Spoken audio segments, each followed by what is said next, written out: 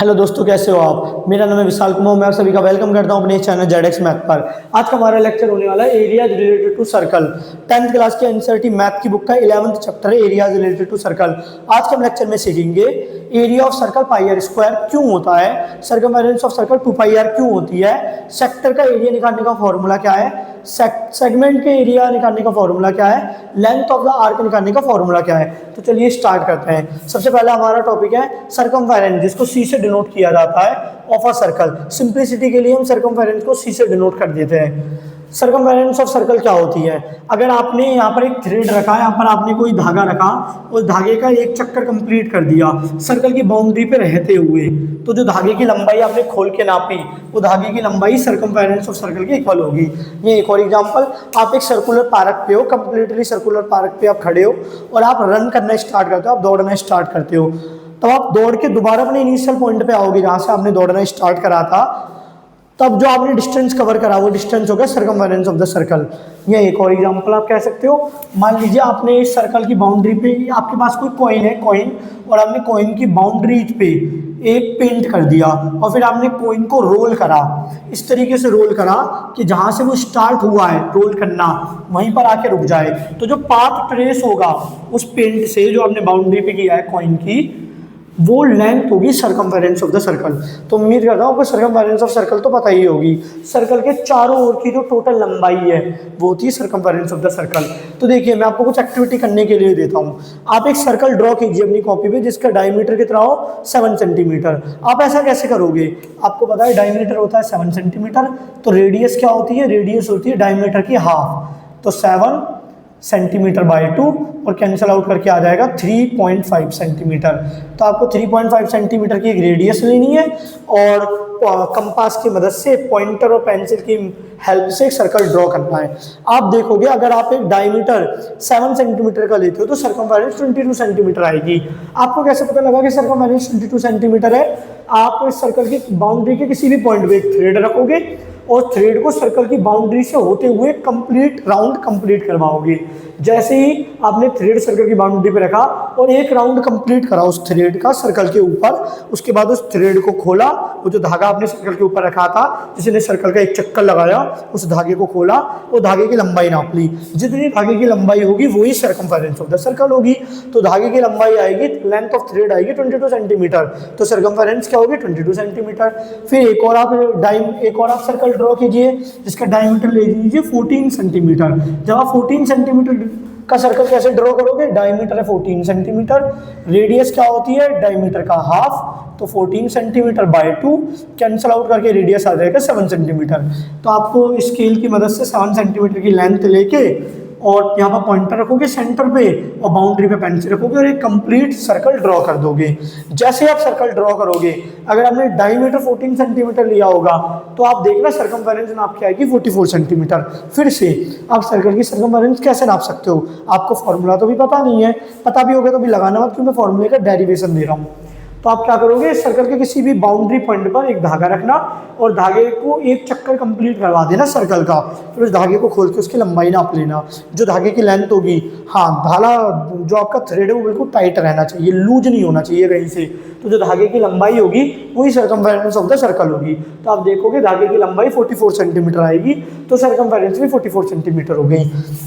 ये एक्टिविटी आपको मदद करेगी, जो मैं फॉर्मूला लिखने वाला हूँ वो कैसे आया। इसी प्रकार से सिमिलरली आपको एक और ट्राइंगल ड्रॉ करना है जिसका डायमीटर है 21 सेंटीमीटर। 21 सेंटीमीटर का सर्कल कैसे ड्रॉ करोगे, डायमीटर है 21 सेंटीमीटर, रेडियस क्या होती है डायमीटर की हाफ, तो 21 सेंटीमीटर बाय 2 और कैंसिल आउट करके रेडियस आ जाएगा 10.5 सेंटीमीटर। तो स्केल की मदद से 10.5 सेंटीमीटर लेके यहाँ पर पॉइंटर रखना, यहाँ पर पेंसिल रखना और एक कंप्लीट सर्कल ड्रॉ कर देना। अब आपने डायमीटर क्या लिया, आपने डायमीटर सर्कल का लिया है 21 सेंटीमीटर। फिर आप इसकी सर्कमफेरेंस नापोगे। सर्कमफेरेंस कैसे नापोगे, सर्कल के किसी भी बाउंड्री पॉइंट पे आपको एक थ्रेड रखना है, एक धागा रखना है और धागे की मदद से एक कंप्लीट राउंड सर्कल के ऊपर लगाना है। जैसे ही आप सर्कल के ऊपर धागे का कंप्लीट राउंड कंप्लीट करोगे, उस थ्रेड को खोल के, उस धागे को खोल के उसकी लंबाई नाप लेनी है। जितनी धागे की लंबाई होगी उतनी सर्कमफेरेंस ऑफ द सर्कल होगी। तो आपको सर्कमफेरेंस ऑफ द सर्कल मिलेगी 66 सेंटीमीटर। सेम प्रोसीजर आपको इन दोनों एग्जाम्पल के लिए भी परफॉर्म करना है। जब आप डायमीटर 28 सेंटीमीटर लोगे तो आपको सरकमफेरेंस 88 सेंटीमीटर मिलेगी। जब आप डायमीटर 35 सेंटीमीटर लोगे तो आपको सरकमफेरेंस 110 सेंटीमीटर मिलेगी। तो एक्टिविटी आप परफॉर्म करोगे। अब अगर मैं आपसे पूछता हूँ कि डायमीटर और सरकमफेरेंस में क्या रिलेशन है, ध्यान से देखिए। डायमीटर जैसे ही मैं बढ़ाता हूँ सरकमफेरेंस भी बढ़ जाती है, डायमीटर जैसे मैं बढ़ाता हूँ सरकमफेरेंस भी बढ़ जाती है। पहले डायमीटर 7 था, सरकमफेरेंस 22 थी। जैसे मैंने डायमीटर 14 सेंटीमीटर करा, सरकमफेरेंस 44 सेंटीमीटर हो गई। जैसे मैंने डायमीटर 21 सेंटीमीटर करा, सरकमफेरेंस 66 सेंटीमीटर हो गई। तो एक्टिविटी आपको घर पे परफॉर्म करनी है। जैसे आप एक एक्टिविटी घर पे परफॉर्म करोगे आपको एक चीज़ तो क्लियर हो जाएगी कि सरकमफेरेंस से directly proportional to the length of the diagonal. Diagonal की लेंथ ज़्यादा है तो सरकमफेरेंस भी ज़्यादा है। ये ऑब्वियस बात है, क्योंकि डायमीटर बड़ा होगा तो सर्कल बड़ा बनेगा, अगर सर्कल बड़ा बनेगा तो उसकी बाउंड्री भी ज़्यादा ही होगी। तो आपको अब मैं आपसे पूछना चाहता हूँ डायमीटर और सरकमफेरेंस में रिलेशनशिप क्या है। तो अगर आप ये सोच रहे हो कि कुछ जोड़ के सरकमफेरेंस आ रही है तो देखते हैं सही है या नहीं। 7 में क्या जोड़ेंगे, 22 आए, आपका आंसर हो सकता है 15। 7 में 15 जोड़ेंगे तो सरकमफेरेंस आ सकती है। तो आप एक ये लोकल फॉर्मूला बना सकते हो कि डायमीटर में 22 सेंटीमीटर जोड़ के सरकमफेरेंस आती है। पर क्या ये सही है? इस एग्जाम्पल के लिए तो सही हो गया। नेक्स्ट एग्जाम्पल पे देखते हैं, क्या 44 में 22 जोड़ के 44, क्या 14 में 22 जोड़ के 44 आएगा? तो इसका जवाब है नहीं। आप चेक भी कर सकते हो। जैसे ही आप 14 रखोगे, 14 सेंटीमीटर प्लस 22 सेंटीमीटर 36 सेंटीमीटर, जो कि 44 सेंटीमीटर नहीं है। तो यहाँ पर ये जो आपने लॉजिक लगाया कि एक चीज़ के बढ़ने से दूसरी चीज़ बढ़ रही है और रिलेशन है प्लस का, वो तो गलत हो गया। अब आप ध्यान से देखिए, जितने भी मैंने एग्जाम्पल लिखे हैं इनमें मैं आपसे कह रहा हूँ कैलकुलेट कीजिए C/D। C क्या है? सरकमफेरेंस, और D क्या है? डायमीटर। तो आप यहाँ पर फाइंड आउट क्या कर रहे हो? आप रिलेशन निकाल रहे हो सरकमफेरेंस और डायमीटर के बीच में। ये है रेशियो। ये क्या होता है? रेशियो। तो आप रेशियो फाइंड आउट कर रहे हो। अब देखिए क्या आएगा। पहला केस लेते हैं। पहले केस में रेशियो निकालते हैं। रेशियो फर्स्ट केस में तो मैं ऐसे लिख रहा हूँ, सरकमफेरेंस डायमीटर। फर्स्ट केस में हमारी सरकमफेरेंस कितनी थी? 22 और डायमीटर कितना था? 7। नेक्स्ट केस लेते हैं रेशियो सेकंड में हमारी सरकमफेरेंस कितनी थी? Circumference bye diameter. केस 2 की सरकमफेरेंस डिवाइड बाय केस 2 का डायमीटर। सरकमफेरेंस थी हमारी 44 और डायमीटर थी हमारी 14। फिर से कैंसिल आउट कर दीजिए। कैंसिल आउट करके आपको क्या मिलेगा? 22/7। 2 से कैंसिल आउट करा, 2 के टेबल में कितनी बार में आता है? 22 टाइम्स, और 2 के टेबल में 7 टाइम्स। एक छोटी सी चीज़ और, ये एक्यूरेट रेशियो आपको नहीं मिलेंगे, पर तब आप ये रेशियो निकालोगे तो लगभग ऐसे मिलेंगे। मेरा कहने का पॉइंट ये है कि जैसे आप इसकी सरकमफेरेंस नापोगे आपको एग्जैक्ट 44 सेंटीमीटर नहीं मिलेगा। 44 सेंटीमीटर से कुछ मिलीमीटर, कुछ माइक्रोमीटर ज़्यादा ही मिलेगा, पर वो आपके स्केल में मेजर होंगे नहीं, तो आपको रीडिंग तो 44 ही मिलेगी। इसके बारे में थोड़ी देर में बात करते हैं। ऐसे ही आप थर्ड रेशियो लीजिए। रेशियो थर्ड रेशियो के लिए हम थर्ड सरकमफेरेंस को थर्ड डायमीटर से डिवाइड कर देंगे। थर्ड सरकमफेरेंस कितनी है? 66 और डायमीटर कितना है? 21। फिर देखिए 3 से इसे सिंपलेस्ट फॉर्म में लाना है। 3 से कैंसिल आउट किया 22 और 3 से कैंसिल आउट करा 7। फिर से रेशियो 4 निकालिए, तो आप फोर्थ रेशियो निकालेंगे तो सरकमफेरेंस क्या लेंगे? सरकमफेरेंस C4 और डायमीटर D4। 4 केस की सरकमफेरेंस, 4 केस का डायमीटर। तो सरकमफेरेंस की वैल्यू पुट करिए, डायमीटर की वैल्यू पुट करिए। फिर से 4 से कैंसिल आउट हो रहा है, 4 से 2 और 4 से कैंसिल आउट हुआ 7। तो आप एक चीज़ देख रहे होगे कि हमेशा आप कोई भी सर्कल ड्रॉ कर लो, मैंने 5 केस बनाया, आप कितने भी केस बना के ट्राई कर सकते हो। ये एक्टिविटी हमें क्या रिप्रेजेंट करती है? एक्टिविटी हमें क्या प्रेजेंट करने के देना चाहती है? ये एक्टिविटी कह रही है कि किसी भी सर्कल के सरकमफेरेंस और डायमीटर का रेशियो कांस्टेंट होता है। देखिए कांस्टेंट, जो किसी चीज़ पे डिपेंड नहीं करता, चाहे ये जो आया रेशियो में आर है नहीं है, चाहे डी है नहीं है, तो किसी भी सर्कल की सरकमफेरेंस और डायमीटर का रेशियो क्या होता है? Constant. Ratio of circumference and diameter of a circle is constant, और जो कांस्टेंट वैल्यू नियरली इक्वल है 22/7 के। तो यहाँ तक आपको उम्मीद करता हूँ समझ में आया होगा। हमें सरकमफेरेंस कैसे मिल रही है? हमें सर्कमफेरेंस मिली है एक्टिविटी से। आप अलग अलग तरह के डायमीटर बनाओगे, डायमीटर की मदद से सर्कल ड्रॉ करोगे, सर्कल की पे फिर धागा रख के धागे की लंबाई नाप लोगे, एक चक्कर में कितनी हुई वो होगी सर्कमफेरेंस। फिर अगर आप सब सर्कमफेरेंस और डायमीटर का रेशियो लोगे तो हर केस में आप सर्कल कितना भी बड़ा बना सकते हो, जो रेशियो आएगा वो नियरली 22/7 आएगा। तो मैं आपसे पूछना चाहता हूँ, अगर आपको सर्कमफेरेंस का फॉर्मूला बनाना है तो देखिए सर्कमफेरेंस बाय डायमीटर क्या आता है 22/7, ये नियरली सेंस में लिखा गया है। तो डायमीटर को उधर भेज दीजिए, डिवाइड बाय डायमीटर, उधर जाके हो जाएगा मल्टीप्लाई। तो सर्कमफेरेंस का फॉर्मूला बन जाएगा 22/7 इंटू डायमीटर। और 22/7 को हम क्या कहते हैं, 22/7 को हम क्या देते हैं पाई। नियरली पाई एक रैशनल नंबर है, 22/7 एक रैशनल नंबर है। एक्चुअल में जो सर्कमफेरेंस और डायमीटर का रेशियो होता है वो कांस्टेंट होता है, पर वो कांस्टेंट 22/7 नहीं होता, वो 22/7 नहीं होता, वो रेशियो होता है पाई। और पाई की वैल्यू क्या होती है 3.14। ऐसे आगे भी चलती रहेगी। आपको याद करने के लिए मिनोमिक्स होता है, वो क्या होता है, can I have a small container of coffee, इससे आप याद कर सकते हो। Can I have a small container of coffee, इससे आपको पाई की वैल्यू याद रखने में थोड़ी सी मदद मिल सकती है। कैन में 3 लेटर्स है, आई में 1 लेटर है और उसके बाद पॉइंट ये तो याद रखना पड़ेगा।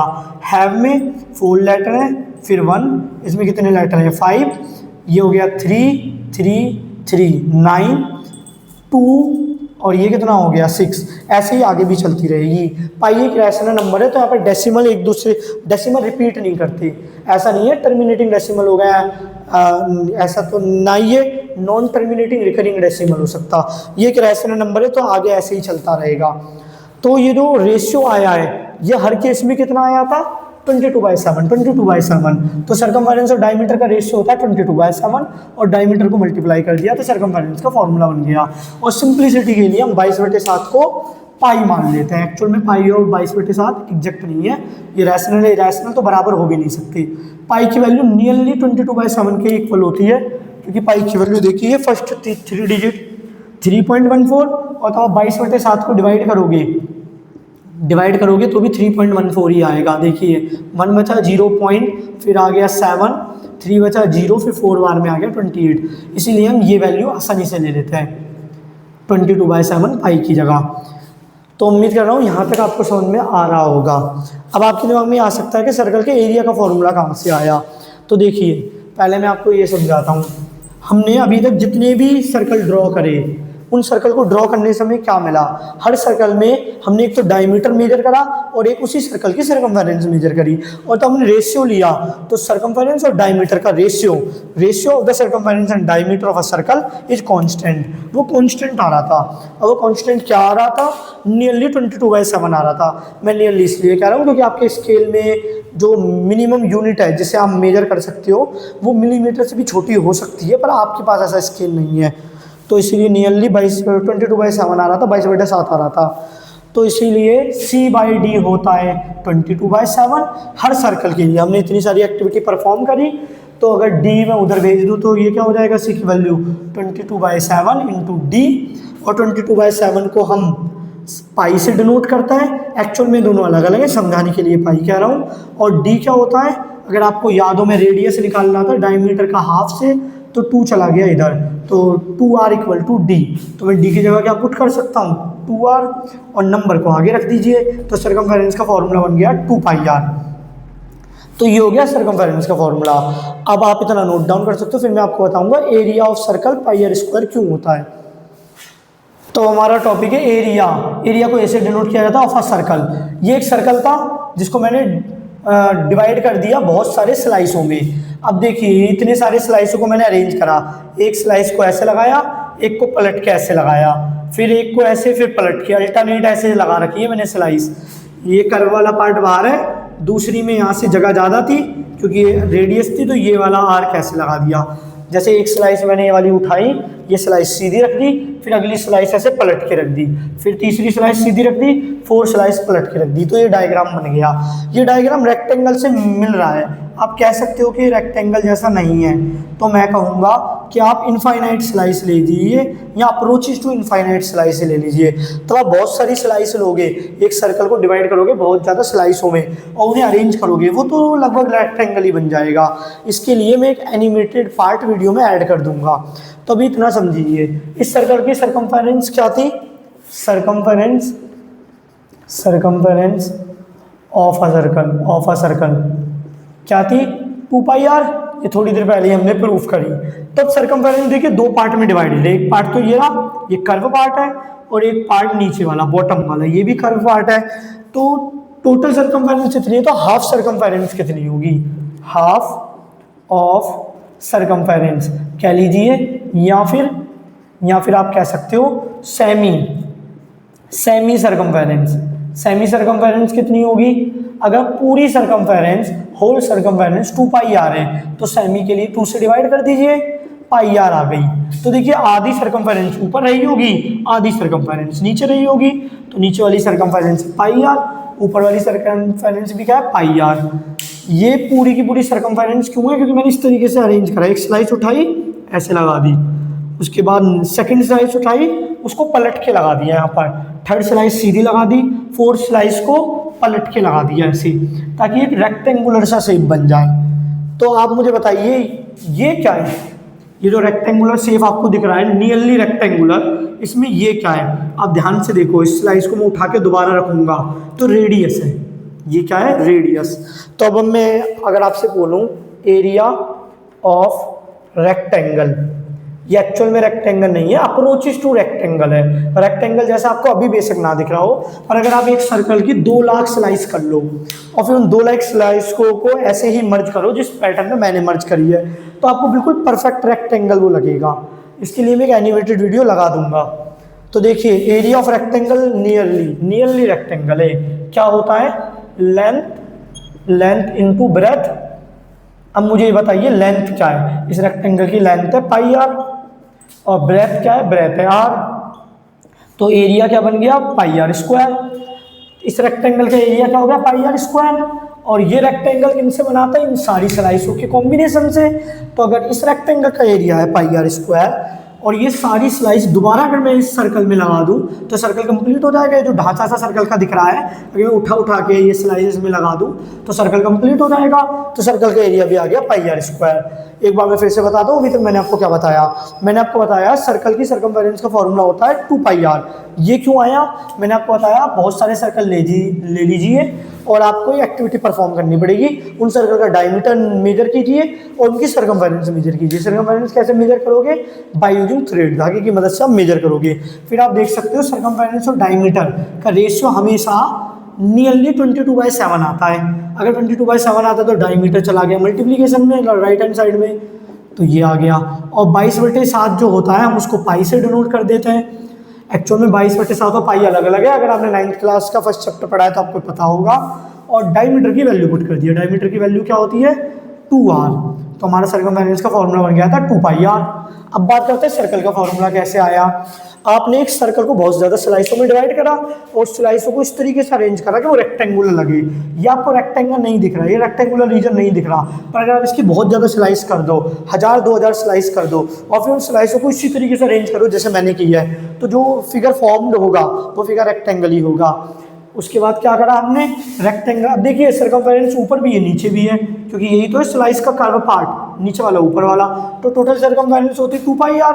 तो हाफ ऑफ सरकमफेरेंस है सेमी सरकमफेरेंस कितनी होगी? 2 पाई आर को 2 से डिवाइड कर दिया पाई आर, मतलब पाई आर नीचे है पाई आर ऊपर है। और ब्रेथ क्या है रेक्टेंगल की? आर। तो लेंथ इंटू ब्रेथ करके जो रेक्टेंगल नियरली आपको लग रहा है उसका एरिया निकाल लिया। और ये सारे एरिया कहाँ से आए? ये सारी स्लाइस के एरिया मिलकर 2 पाई आर स्क्वायर आ रहा है। ये सारी स्लाइस का एरिया मिलके क्या आ रहा है? पाई आर स्क्वायर। और ये पाई आर स्क्वायर कहाँ से आया? ये सारी स्लाइस कहाँ से आई? इस सर्कल से। तो सर्कल का एरिया भी हो गया पाई आर स्क्वायर। अगर आप ये जानना चाहते हो कि रेक्टेंगल के एरिया का फॉर्मूला लेंथ इनटू ब्रेथ क्यों होता है, तो आप वीडियो में कमेंट कर सकते हो, मैं नेक्स्ट लेक्चर में आपको बता दूंगा। तो ये हमने सर्कल का एरिया का फॉर्मूला भी निकाल लिया। अब हम बात करते हैं सेक्टर और सेगमेंट क्या होता है। जैसे देखिए ये मैंने एक सर्कल ड्रॉ करा और यहाँ पर है सेंटर। तो ये जो स्लाइस होती है इस स्लाइस को कहते हैं सेक्टर ऑफ अ सर्कल। इसको क्या कहा जाता है? Sector of a circle. और अगर मैं, ये कौन सा रीजन है, रीजन, सेक्टर क्या होता है, region, region enclosed by, enclosed by, enclosed by, किससे कवर है, 2 रेडियस और एक आर्क, ये आर्क है और ये 2 रेडियस है। Region enclosed by 2 radii, 2 radii, 2 radii and arc of a circle, arc of a circle. तो अब हमें देखना है कि ये एरिया हम कैसे निकालेंगे, इसका फॉर्मूला क्या है। साथ में इस रीजन को क्या कहा जाता है, इस रीजन को कहा जाता है सेगमेंट ऑफ द सर्कल, इसको कहा जाता है segment of the circle, circle का सेगमेंट कहा जाता है। अब ये कौन सा रीजन है, region in enclosed by, enclosed by one arc and 1 chord, region enclosed by 1 arc and 1 chord. अगर आपको बेसिक चीज़ें नहीं पता कि कॉर्ड और आर्क क्या है, तो मैंने यूट्यूब पे वीडियो अपलोड कर रखी है, टर्म्स रिलेटेड टू सर्कल, वो वीडियो जरूर देख लें, उसमें आपको क्लियर हो जाएगा। तो अब हमारा टास्क है, हमें ये फाइंड आउट करना है कि सेक्टर का एरिया का फॉर्मूला क्या है और सेगमेंट के एरिया का फॉर्मूला क्या है। साथ में हमें कई बार ये भी बताने की ज़रूरत पड़ सकती है कि आर्क की लेंथ कैसे निकालें।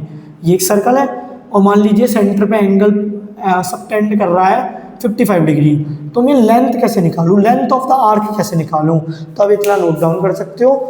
तो देखिए हमारा नेक्स्ट टॉपिक है area of a sector. Sector क्या होता है, एक ऐसा रीजन जो 2 रेडियाई और एक आर्क से क्लोज है, ऐसे रीजन को कहा जाता है, जो स्लाइस टाइप दिखता है, ऐसे रीजन को कहा जाता है सेक्टर ऑफ अ सर्कल। ये सेक्टर है क्योंकि ये 2 रेडियाई, एक रेडियाई, एक फर्स्ट रेडियस, सेकंड रेडियस और एक आर्क से कवर अप है। देखिए तो ये हो गया हमारा सेक्टर, या सिंपल लैंग्वेज में स्लाइस भी कह सकते हैं। हमें इसका एरिया का फॉर्मूला निकालना है, हमें फॉर्मूला फाइंड आउट करना है कि इस सेक्टर का एरिया क्या होगा। तो देखिए मैंने कैसे लिखा है, अ फुल सर्कल जिसमें 360 डिग्री होते हैं उसका एरिया क्या होता है, पाई आर स्क्वायर। इसमें कितने डिग्री होते हैं, 360 डिग्री। आपने सुना होगा कंप्लीट एंगल, कंप्लीट एंगल में कितने डिग्री होता है, 360 डिग्री। ये पूरा एंगल कितना है, 360 degree. Area of slice for 1 degree, मान लीजिए पूरे सर्कल का एरिया पाई आर स्क्वायर है, ये एक्चुअल में होता है, इसमें मानने की नीड नहीं है। तो मैं निकालना चाहता हूँ कि 1 डिग्री वाली स्लाइस का एरिया कितना होगा। 1 डिग्री वाली स्लाइस क्या है, ये एक सर्कल है, मैं इसको कितने टुकड़ों में बांटूंगा, 360 टुकड़ों में बांटूंगा, 360 टुकड़ों में डिवाइड करूंगा। तो हर स्लाइस में कितने डिग्री का एंगल आएगा, 1 डिग्री का। हर स्लाइस में कितने डिग्री का एंगल आएगा, 1 डिग्री का। इससे भी छोटा एंगल हो गया, समझाने के लिए बना दिया है 1 डिग्री। तो इस सर्कल में कितने डिग्री हैं, 360 डिग्री। मैं इस सर्कल को कितने हिस्सों में डिवाइड करने की बात कर रहा हूँ, 360 डिग्री। तो हर टुकड़े में कितने डिग्री आएगा, 1 डिग्री। इसलिए मैंने लिखा है area of slice for 1 degree. 1 degree वाली स्लाइस का एरिया क्या होगा, पूरे सर्कल का एरिया पाई आर स्क्वायर, और ऐसी कितनी स्लाइस है इसमें, 360। तो एक स्लाइस का एरिया क्या होगा, 360 से डिवाइड कर दीजिए। ये यूनिटरी मेथड है, आपने यूनिटरी मेथड पढ़ा होगा। थीटा क्या है, थीटा ग्रीक लैंग्वेज का लेटर है, नोवा लेटर है, जिसका यूज हम करते हैं एंगल रिप्रेजेंट करने के लिए। तो देखिए इस पूरे का एरिया कितना था, 360 डिग्री जो कंप्लीट एंगल बन रहा है, इसमें कितना एंगल, इसमें इस एंगल में कितना एरिया था, पाई आर स्क्वायर। तो मैंने क्या करा, मैंने इस सर्कल को जिसमें 360 डिग्री है उसके 360 टुकड़े कर दिए। हर टुकड़े में कितने डिग्री एंगल आ जाएगा, 1 डिग्री, और वह हर टुकड़ा क्या कहलाएगा, स्लाइस। तो मैंने लिखा है area of slice for 1 degree. तो 1 डिग्री का स्लाइस कितना होगा, क्योंकि इस पूरे का एरिया है पाई आर स्क्वायर और इसमें स्लाइस कितनी है, 360। तो 360 से डिवाइड कर दिए, एक स्लाइस का एरिया आ गया। ये ठीक है। ऐसा एक कमरे में कितने लोग हैं, एक कमरे में लोग हैं 50, एक कमरे में 50 लोग हैं। और मान लीजिए मैं कह देता हूँ एक कमरे में टोटल लड्डू कितने हैं, एक कमरे में टोटल लड्डू हैं 200, और हर किसी को बराबर बराबर लड्डू दे रहा हूँ। तो बताइए कितना आ जाएगा, 4-4। कैसे आपने निकाला, आपने 200 लड्डुओं को डिवाइड कर दिया, किससे आपने डिवाइड करा, नंबर ऑफ पीपल से। तो 200/50 आ गया 4 लड्डूस पर पर्सन। तो वही मैंने यहाँ पर करा है। ये पूरा एरिया कितना है, पूरे लड्डू कितने हैं, पाई आर स्क्वायर 200। और एक आदमी कितने, और टोटल आदमी कितने हैं, टोटल है 50 आदमी। और अगर मैं बोलूँ टोटल डिग्री कितने इसमें, 360 डिग्री। तो एक आदमी कितने लड्डू ले जाएगा, 200/50। तो एक डिग्री वाली स्लाइस कितना एरिया ले जाएगी, तो मैंने टोटल एरिया को डिवाइड कर दिया 360 डिग्री से, तो ये आ गया 1 डिग्री वाली स्लाइस का एरिया। ईजी अगर आपने यूनिटरी मेथड पढ़ा है तो area of slice for theta degree, अगर थीटा डिग्री होगा, थीटा डिग्री मतलब 2 डिग्री हो सकता है, 3 डिग्री हो सकता है, 4 डिग्री हो सकता है। मान लीजिए आपको टोटल एरिया पता है, तो आपने 360 से डिवाइड करा, आपको 1 डिग्री वाली स्लाइस का एरिया पता लग गया। अब मैं आपसे पूछ रहा हूँ 5 डिग्री वाली स्लाइस का कितना एरिया होगा, तो आप कहोगे 1 डिग्री वाली स्लाइस को 5 से गुना कर दो। अगर मैं आपसे बोलता हूँ 1 डिग्री वाली स्लाइस का एरिया आपको पता लग गया, मैं कहता हूँ 20 डिग्री वाली स्लाइस का कितना एंगल एरिया होगा, तो आप कहोगे 1 डिग्री वाली स्लाइस का जितना एरिया है उससे मल्टीप्लाई कर दो 20 डिग्री वाली स्लाइस से, क्योंकि 20 डिग्री वाली स्लाइस में 1 डिग्री वाली स्लाइस कितनी बार है, 20 बार। तो देखिए वो यहाँ पर किया है, area of slice for theta degree, तो थीटा से मल्टीप्लाई कर दिया। Theta 2 degree, 3 degree, 4 degree, 100 degree, 150 degree, तो टोटल एरिया कितना था पाई आर स्क्वायर। 1 डिग्री वाली स्लाइस का एरिया कितना आया, क्योंकि इसमें 360 डिग्री है, तो मैं 360 टुकड़े करें, हर स्लाइस को कुछ ना कुछ एरिया मिल गया, वो एरिया ये था। अब आपको 1 डिग्री वाली स्लाइस का एरिया पता लग गया, तो थीटा डिग्री वाली स्लाइस का कैसे निकालोगे, 1 डिग्री वाली स्लाइस के एरिया को, ये रहा 1 डिग्री वाली स्लाइस का एरिया, थीटा से मल्टीप्लाई कर दिया। अब मल्टीप्लीकेशन में कम्यूटेटिविटी होल्ड करती है, मतलब मैं 5 को 2 से मल्टीप्लाई कर लूँगा, 2 को 5 से कर दूँ, आंसर तो एक ही आने वाला है। तो मैंने थीटा को यहाँ पर रख दिया और पाई आर स्क्वायर को राइट साइड में रख दिया। ऐसा मैंने इसलिए करा क्योंकि दोनों एंगल है तो आसानी से कैंसिल आउट हो सकते हैं।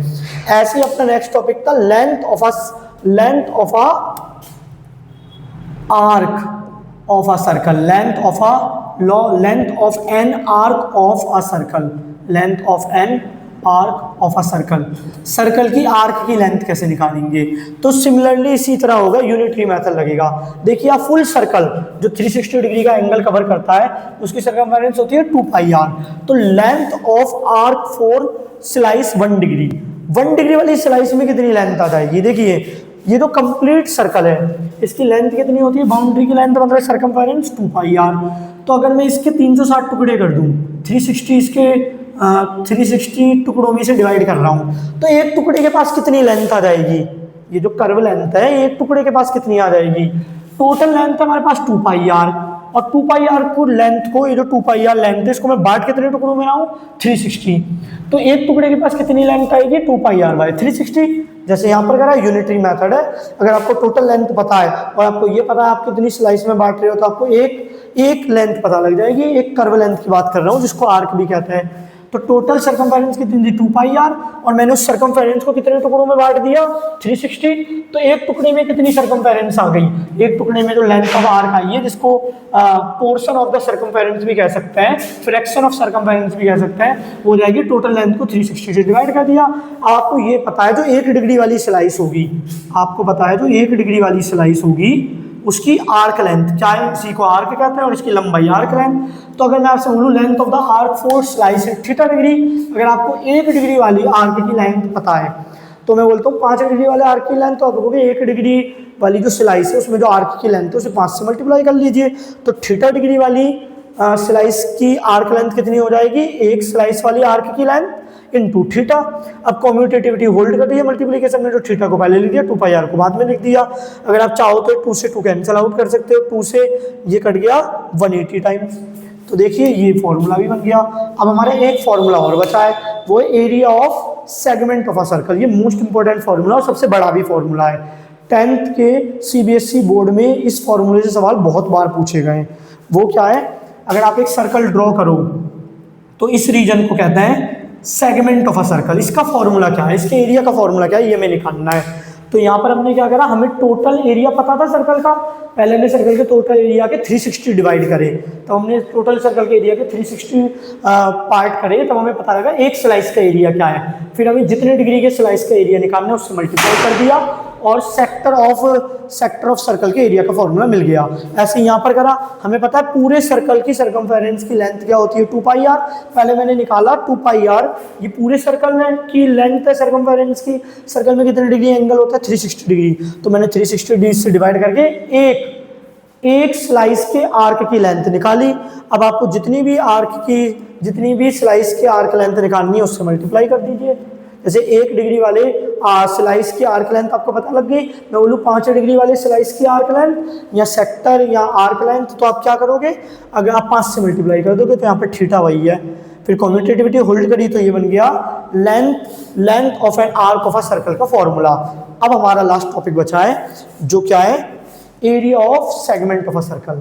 तो आप इतना नोट डाउन कर सकते हो। हम समझते हैं area of segment of circle क्या होता है। सबसे पहले आपको बता दो सेगमेंट क्या होता है। आपने एक सर्कल ड्रॉ करा और ये हो गया सर्कल का सेंटर, तो ये जो रीजन है जो मैंने शेडेड करा है, इस रीजन को कहते हैं सेगमेंट ऑफ अ सर्कल। इस रीजन का नाम क्या है, सेगमेंट ऑफ अ सर्कल।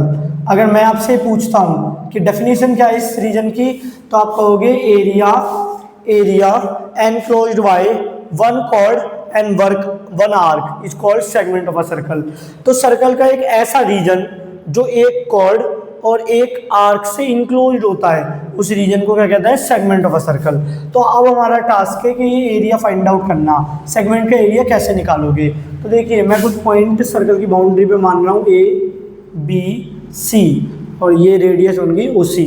तो देखिए एक तरीका इसका ये है, अगर हमें सेगमेंट का एरिया निकालना है तो पहले हम सेक्टर का एरिया निकालना है। सेक्टर क्या है, देखिए मैं डबल लेयर बना रहा हूँ, ये हो गया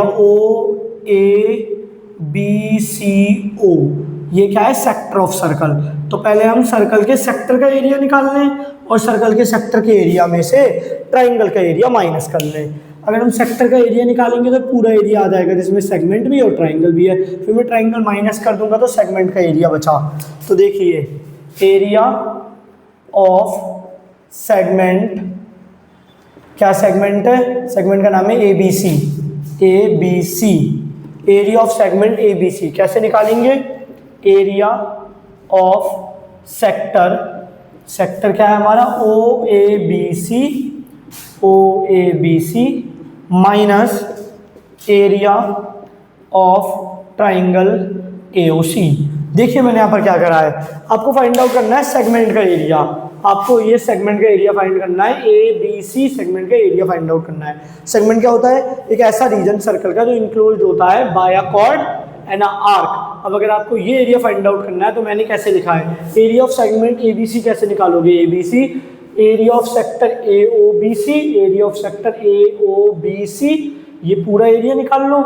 इस पूरे एरिया में से आप ट्राइंगल का एरिया घटा दो, एरिया ऑफ ट्राइंगल AOC का एरिया माइनस करना है। तो देखिए एरिया ऑफ सेक्टर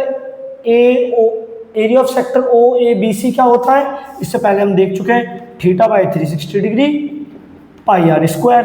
अगर मैं ये रेडियस r ले लूँ, यहाँ पर जो एंगल सबटेंड कर रही है कॉर्ड वो θ मान लूँ। तो ये हमने इससे पहले ही जस्ट देखा है कि सेक्टर का एरिया का फॉर्मूला क्या होता है। अब हमें निकालना है एरिया ऑफ ट्राइंगल AOC का हमें एरिया निकालना है। तो ट्राइंगल के एरिया का फॉर्मूला क्या होता है, ट्राइंगल के एरिया का फॉर्मूला होता है 1/2 base into height.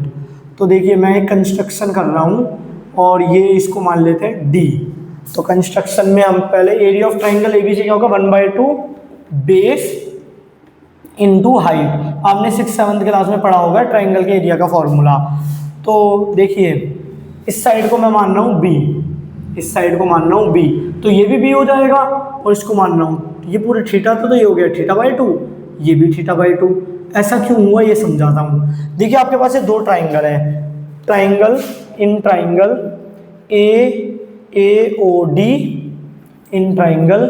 AOD and दूसरा ट्राइंगल क्या है, एंड ट्राइंगल COD। तो देखिए AO किसके बराबर हो गया, AO बराबर हो गया CO के। ऐसा क्यों, क्योंकि दोनों ही रेडियस है। और देखिए OD क्या हो गया, OD इक्वल टू OD। ऐसा क्यों, क्योंकि दोनों कॉमन है, OD equal to OD common, AO equal to OC because both are same radius of circle. और एक चीज़ और चाहिए हमें, देखिए इस एंगल D को लिखा जाता है ODA इक्वल टू क्या हो जाएगा, ODC। क्यों, क्योंकि बोथ आर 90। तो देखिए एक ट्राइंगल की दो साइड OC और एक ट्राइंगल की दो साइड OA और OD, दूसरे ट्राइंगल की भी दो साइड OC और OD के इक्वल है, और एक उसमें से हाइपोटेन्यूस भी है और एक राइट एंगल है। तो हम RHS से क्या लिख सकते हैं, by RHS right angle hypotenuse side से हम लिख सकते हैं ट्राइंगल AOD क्या हो जाएगा, triangle AOD congruent to triangle COD। अगर ये दोनों एक दूसरे के कॉन्ग्रुएंट हो गए, मतलब इनका शेप और साइज सेम है, तो ये ट्राइंगल इसको ढक लेगा। तो अगर ये एंगल थीटा है तो ये भी आधा होगा, ये भी आधा होगा। अगर ये मैं बी मानता हूँ तो ये भी होगा, क्योंकि करस्पॉन्डिंग पार्ट बराबर हो जाते हैं। By simplicity corresponding part of congruent triangle are equal. अगर आपको समझ में नहीं आया तो भी इस बात को स्किप भी कर सकते हो, क्योंकि ये कॉन्ग्रुएंसी वाले टॉपिक्स आपको समझ में आएगा। अगर आपने यूट्यूब पे मेरी वीडियो देख रखी है कॉन्ग्रुएंसी ऑफ ट्राइंगल, तब आप समझ पाओगे। तो देखिए अभी के लिए ये हो गया हमारा थीटा, ये हो गया 360 डिग्री। थीटा क्या है मैं आपको पहले भी बता चुका हूँ, ग्रीक लैंग्वेज का नॉर्मल लेटर है पाई आर स्क्वायर माइनस 1/2। बेस बताइए बेस क्या हो गया, ये भी बी, ये भी बी। यहाँ पर मैं आपको ये समझाने की कोशिश कर रहा हूँ ये दोनों बी होंगे, और ये θ/2 और θ/2 होगा, क्योंकि दोनों ट्राइंगल कॉन्ग्रुएंट है तो करस्पॉन्डिंग पार्ट, तब मैं इस ट्राइंगल को इसके ऊपर कवर अप करूंगा तो करस्पॉन्डिंग पार्ट बराबर हो जाएंगे। बेस की जगह क्या रहेगा, b + b 2b। हाइट क्या है हमारी, हाइट है OD। अब अगर आप ऐसे फॉर्मूला छोड़ने की सोच रहे हो, आप सोच रहे हो ये बन गया फॉर्मूला, तो ये गलत है। ये गलत इसलिए है क्योंकि कभी भी अगर आपको एरिया ऑफ सेक्टर पूछेगा तो आपको OD तो पता ही नहीं होगा ना। एक आप सेक्टर का एरिया निकाल रहे हो तो आपको ट्राइंगल थोड़ी नहीं वो बना के देगा, आपको ये फॉर्मूला r और थीटा में ही देना पड़ेगा। जैसे ये फॉर्मूला है, सेक्टर का फॉर्मूला किस में है, r और थीटा में। पाई और 360 डिग्री तो कांस्टेंट होता है। ऐसा क्यों, क्योंकि देखिए थीटा बड़ा हो गया तो रीजन भी फैल जाएगा, सेगमेंट का रीजन फैल जाएगा। थीटा छोटा हो गया मान लीजिए तो सेगमेंट का रीजन भी छोटा हो जाएगा। और अगर रेडियस बड़ी हो गई तो सेगमेंट का एरिया भी बड़ा हो जाएगा। तो ये जो एरिया है, सर्कल का एरिया हो गया, या सेक्टर का एरिया हो गया, या फिर सेगमेंट का एरिया हो गया, या लेंथ ऑफ आर्क हो गई, इनमें से जो लास्ट वाले मैंने 3 बोले, length of arc, area of sector, area of segment, ये 2 चीज़ों पे डिपेंड करते हैं, एक तो रेडियस, दूसरा थीटा। तो आपको फॉर्मूला किस में छोड़ना है, रेडियस और थीटा में ही छोड़ना है, आर और थीटा में छोड़ना है। तो हमें देखिए मैं इस ट्राइंगल को यहाँ पर बना रहा हूँ, इस ट्राइंगल ये वाला पार्ट रोटेट कर रहा हूँ ऐसे, ये ऐसे रोटेट कर दिया, ऐसे घुमा दिया, तो ये हो गया O, ये हो गया D, ऐसे घुमाएंगे, ये हो गया A। और देखना O पे एंगल क्या है, θ/2, और AO कितना है R, और ये कितना है B। रफ डायग्राम है। मैंने इस वाले ट्राइंगल को, ये जो लेफ्ट वाला ट्राइंगल है राइट एंगल ट्राइंगल, इसको मैंने रोटेट कर दिया। अब अगर मैं आपसे पूछता हूँ बताइए, मुझे एक तो B नहीं चाहिए मेरे फॉर्मूले में, ठीक है, B को हटाना पड़ेगा। तो मैं आपसे पूछ रहा हूँ sin θ/2 बताइए। आपने पढ़ा होगा sin थीटा का यहाँ पर थीटा होता है, तो sin थीटा क्या होता है, P/H perpendicular by hypotenuse. P क्या है मेरा, AD, और H क्या है मेरा, AO। AD की वैल्यू पुट कीजिए, AD कितना है B, AO कितना है R। तो देखिए ये इधर आ जाएगा R sin θ/2, R right hand side में, ये लेफ्ट हैंड साइड में आ जाएगा, राइट हैंड साइड में डिवाइड में, लेफ्ट हैंड साइड में आके मल्टीप्लाई में हो जाएगा। और यहाँ पर क्या बचा B। तो हमने B की वैल्यू तो निकाल ली, B फॉर्मूले में रहना भी नहीं चाहिए था, कि कभी भी आपको सेगमेंट देगा थीटा और R देगा, ये B और ये OD ये थोड़ी नहीं देगा। OD निकालते हैं, OD कैसे निकाल सकते हैं, कॉस की मदद से। तो बताइए कॉस θ/2 क्या हो जाएगा, कॉस क्या होता है, कॉस होता है बेस बाय हाइपोटेन्यूज। बेस क्या है हमारा DU, और हाइपोटेन्यूज कितना है हमारा AO। तो देखिए इनकी वैल्यू पुट कीजिए, DO क्या है हमारा, DO तो हमें पता ही नहीं है, अननोन है, और AO कितना है R। अब ध्यान से देखिए, ये जो R राइट हैंड साइड में है, ये लेफ्ट हैंड साइड में जाके मल्टीप्लाई में हो जाएगा कि राइट हैंड साइड में डिवाइड में, तो R cos θ/2 इक्वल टू क्या बन जाएगा, DU। ये वाला पार्ट यूज करा है। तो देखिए DO की वैल्यू आ गई, अब इस फॉर्मूले में पुट करना है हमें। तो ये हो गया theta 360 degree pi r square minus, देखिए 2 से तो 2 कट गया, तो B की वैल्यू पुट कीजिए। B की वैल्यू क्या आएगी, ये रहा R sin θ/2, और OD की DO की वैल्यू क्या है, DO कह लीजिए, OD कह लीजिए, R cos θ/2। तो देखिए फॉर्मूला बनके तैयार हो गया। एक लास्ट लाइन आप लिख सकते हो चाहो तो, देखिए फॉर्मूला यहाँ पर ले रहा हूँ, θ/360 degree pi r square minus, देखिए R इंटू आर स्क्वायर, फिर आ जाएगा sin θ/2, और उसके बाद आ जाएगा cos θ/2। तो चाहो तो आप यहाँ पर फॉर्मूला छोड़ सकते हो, area of segment of circle having angle subtended by subtended by chord theta and radius r, radius are.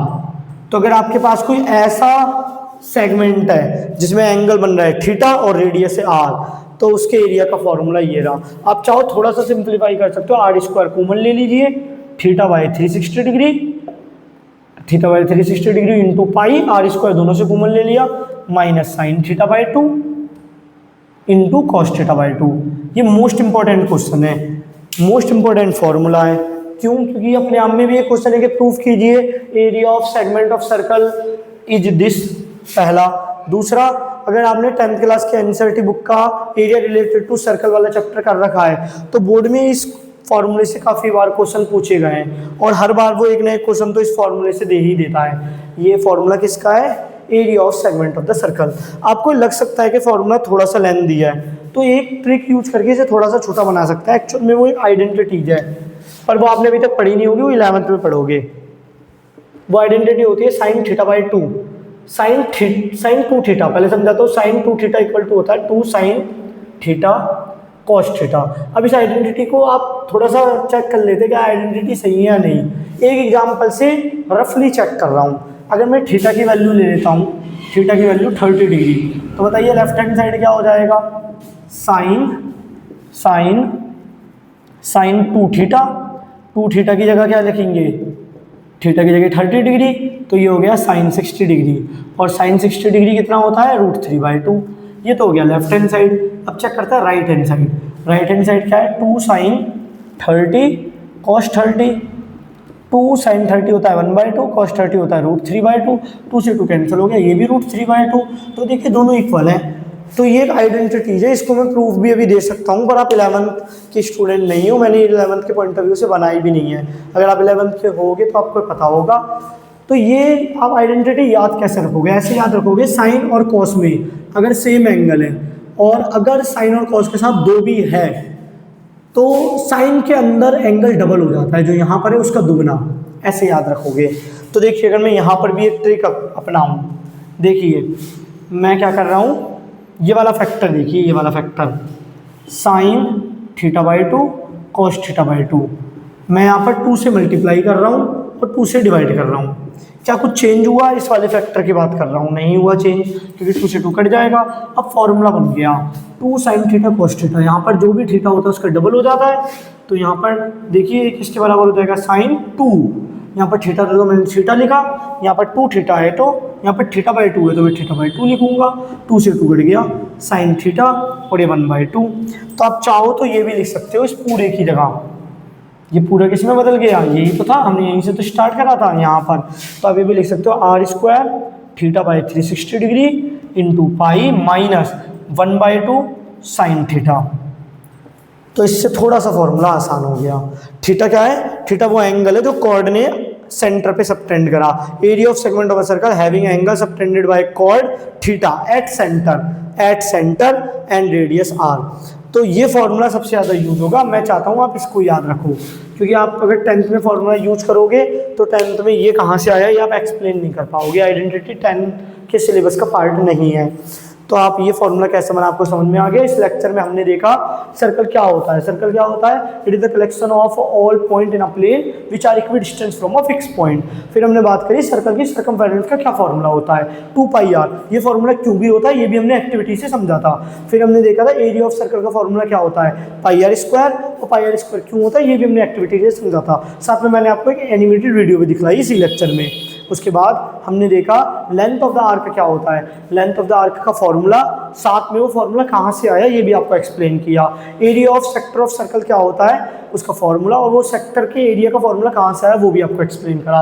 और लास्ट चीज़, क्योंकि एरिया रिलेटेड टू सर्कल में मैं आर्क लेंथ नहीं बताता तो भी चलता, फिर भी मैंने वो कवर करी। फिर एरिया रिलेटेड टू सर्कल में लास्ट चीज़ आती है सेगमेंट। तो सेगमेंट का एरिया कैसे निकाला ये मैंने कवर करा। पहले सेगमेंट का एरिया निकालना है तो पहले सेक्टर का एरिया निकाल लीजिए, उसमें से ट्रायंगल का एरिया घटा दीजिए। तो सेक्टर का एरिया माइनस ट्रायंगल का एरिया। सेक्टर का एरिया इससे पहले हम कर चुके हैं प्रूफ। ट्रायंगल का एरिया 1/2 बेस इंटू हाइट।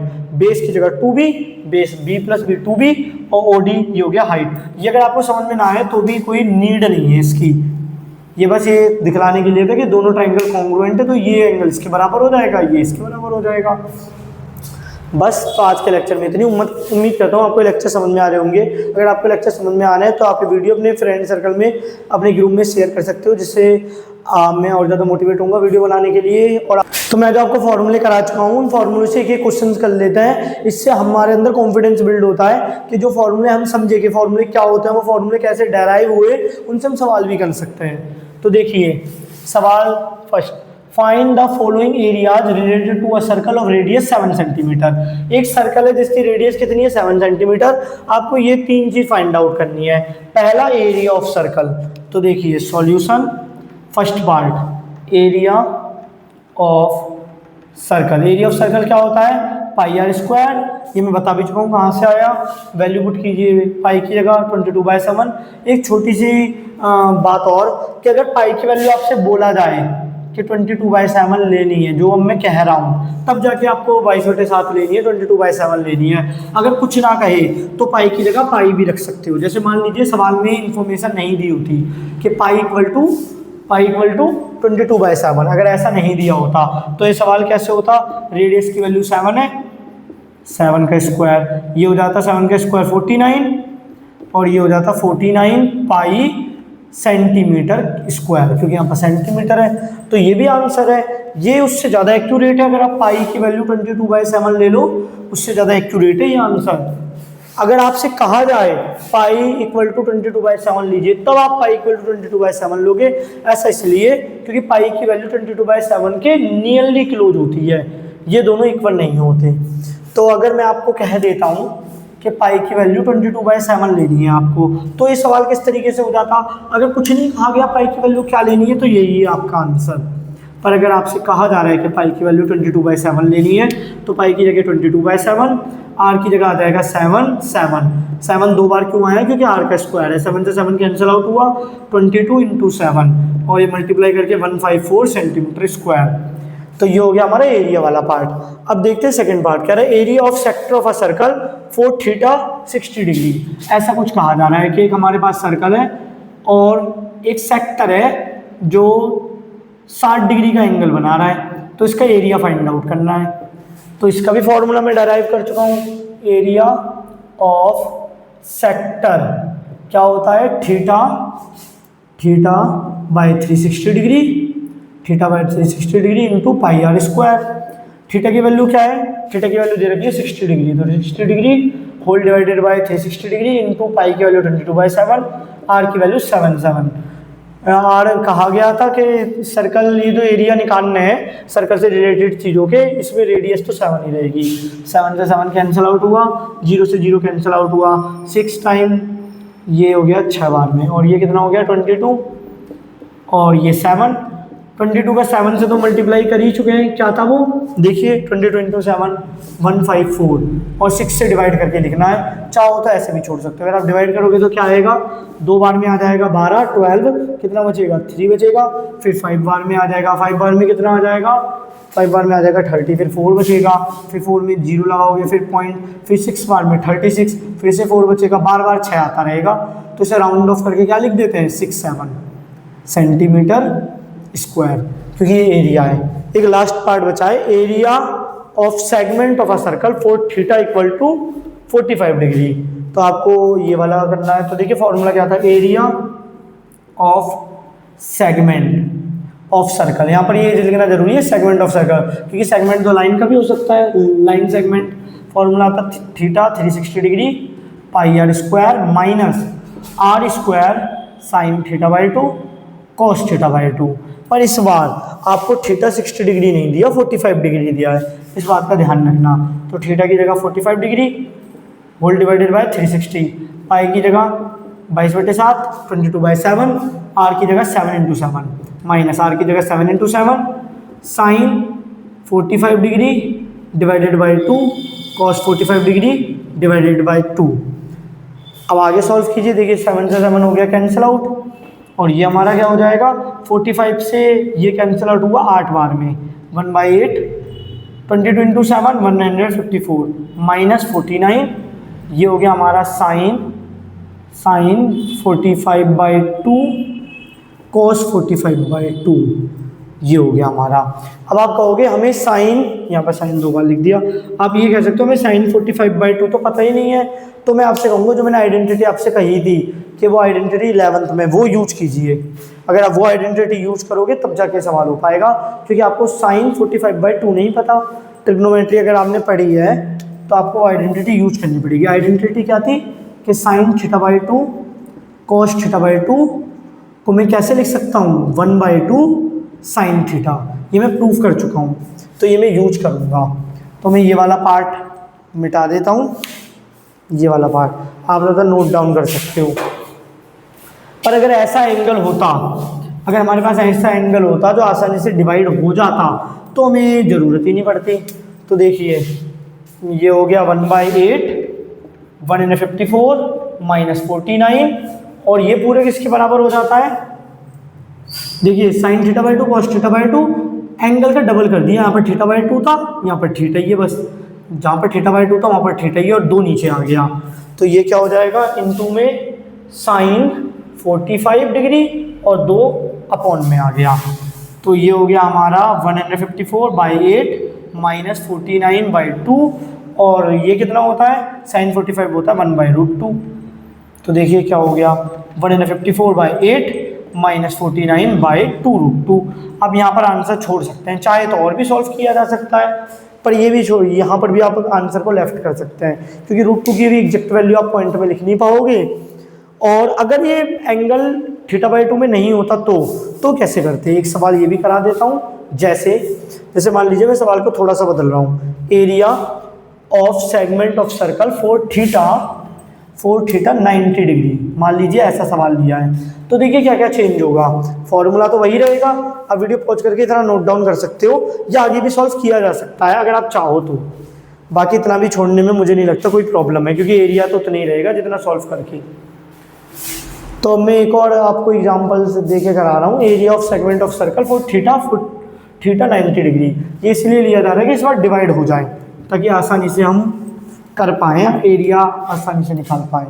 तो देखिए थीटा की वैल्यू क्या पुट करेंगे, 90 डिग्री। इस बार 90 डिग्री वाला कैसा होगा हमारे पास सेगमेंट, देखिए ये 90 डिग्री है, तो हम इसका एरिया निकालना चाह रहे हैं। इसका एरिया अगर रेडियस 7 है तो, और थीटा 90 है, तो ये हो गया 360 डिग्री, 22/7, आर की जगह आ गया 7 × 7 साइन 90/2 कॉस 90/2, क्योंकि इस बार थीटा क्या है हमारा 90 डिग्री, तो साइन 90/2 एंड कॉस 90/2। अब आगे क्या किया जाएगा, आगे डिवाइड कर दीजिए। देखिए ये 0 से 0 कैंसिल आउट हुआ, 9 के टेबल में 1 बार में, ये 4 बार में, 7 से 7 कैंसिल आउट हुआ, ये हो गया 154 -7 × 7 49, और ये कितना हो गया साइन 45 डिग्री, और ये हो गया हमारा कॉस 45 डिग्री। अब आगे देखिए, ये जो मैंने 45 वाला डिग्री, ये जो मैंने सवाल कराया था थीटा = 45 डिग्री, ये एक पर्पस से कराया था कि अगर पेपर में ऐसा क्वेश्चन आ जाए तो आप कैसे कर पाओगे। अब देखिए सॉल्व करेंगे, ये मल्टीप्लीकेशन क्या हो जाएगा, 154/4 माइनस ये कितना हो गया 49, और साइन 45 कितना होता है 1/√2, कॉस 45 कितना होता है 1/√2। ये हो गया 154/4 माइनस 49, √2 × √2 √4, जो कि 2 ही होता है। अब इसे सॉल्व कर लीजिए, पहले इसे 4 से डिवाइड करते हैं। 4 से डिवाइड करोगे क्या आएगा, 3 बार में 12 गया, कितना बचा 3 बचा। उसके बाद 8 बार में कितना गया 32, 2 बचा, 2 में 0 लगा देंगे 0.5, और ये डिवाइड करोगे ये क्या आ जाएगा 24.5, फिर सब्ट्रैक्ट कर दीजिए 0.4, और ये हो गया 1। इसका मतलब जी पॉइंट तो लिखने की ज़रूरत, जीरो के बाद अगर पॉइंट के बाद जीरो होता है तो जीरो लिखने की नीड नहीं है। आ गया हमारा आंसर 14 सेंटीमीटर स्क्वायर। तो उम्मीद करता हूँ आपको ये तीनों फॉर्मूले जो मैंने आपको बताए थे, area of circle, area of sector of a circle, area of segment of a circle, ये समझ में आए होंगे कैसे यूज करने एग्जाम में।